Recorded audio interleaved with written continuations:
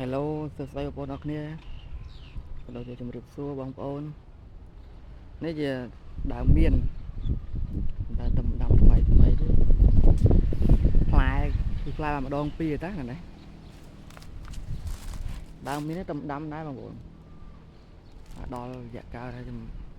មួយឆ្នាំដែរ3ដើមនោះមួយដើមទៀតនោះដើមទៀតនោះដើមឆាត់ម៉ាឡេគេមិនអត់ទៅស្គាល់ច្បាស់ដែរប៉ុន្តែឃើញដើមមានតំណងមើលផ្លែដើមនេះមើលទៅមាំកម្លាំងផ្លែក៏ច្រើនណាបងប្អូននៅខាងស្រុកស្អាងខេត្តកណ្ដាលនេះគឺដើមមានគឺទូអានផលច្រើនណាស់នៅខាងចិត្តកោះកបីនេះបងប្អូនមើលឲ្យដើមរុក្ខជាតិមួយយ៉ាងនេះបងប្អូននេះ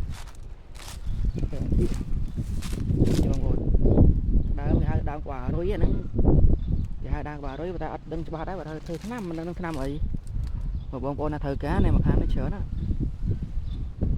ដើមក្បាលរុយមើលខ្ញុំច្រើនណាបងប្អូនត្រូវការមួយណាអីអាចតតបានខមមិនចង់បាន